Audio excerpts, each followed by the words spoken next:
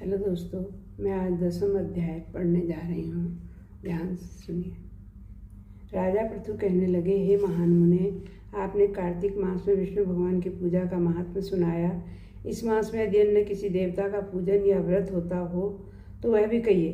तब नारद जी बोले, हे राजन, अश्विन शुक्ल पूर्णिमा को ब्रह्मा जी का व्रत, कार्तिक कृष्ण चतुर्थी को गणेश जी तथा अष्टमी व अमावस्या को भी लक्ष्मी जी का व्रत किया जाता है।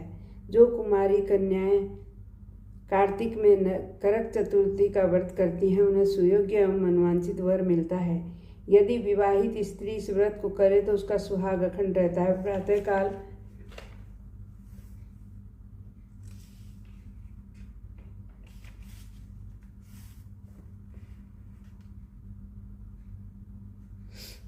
स्नान आदि से निवृत्त हो चंदन आदि से श्री गणेश जी का पूजन करें। फिर सायंकाल गणेश जी का पूजन करके चंद्रमा का उदय होने पर उसको अर्घ्य देवें।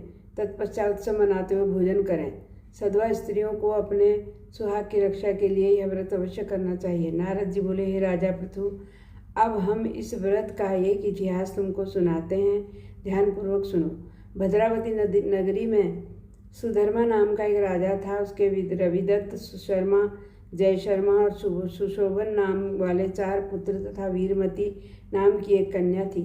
सुधर्मा ने अपनी कन्या का विवाह देवव्रत के साथ कर दिया। वे दोनों प्रेम पूर्वक रहने लगे। एक दिन अचानक घर पर सर्प द्वारा काटे जाने से देवव्रती की मृत्यु हो गई। वह देख वीरमती जोर से रोने लगी, चिल्लाने लगी। आवाज सुन उसके माता पिता, चारों भाई तथा पूर्ववासी भी वहां पर आ गए और देवव्रत को मरा हुआ देखकर समस्त नगर दुख सागर में डूब गया। उसी समय दुखों को दूर करने वाले पुलस्त्य मुनि भी वहां आ पहुंचे।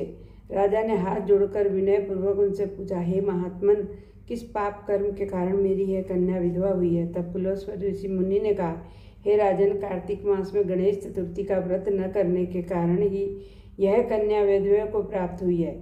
फिर पुलस्त्य जी कहने लगे कि एक समय दैत्यों के नाश का उपाय खोजने के लिए ब्रह्मा, विष्णु, महेश तथा इंद्रादि सब देवता एकत्रित हुए। उस समय ब्रह्मा जी ने कहा कि गणेश चतुर्थी का व्रत संपूर्ण दैत्यों का नाश करने वाला है। तब सब देवताओं ने कार्तिक कृष्ण चतुर्थी का व्रत किया, जिससे दैत्यों पर विजय प्राप्त हुई। विजय होने के बाद समस्त देवताओं ने गणेश जी से कहा कि वर मांगो।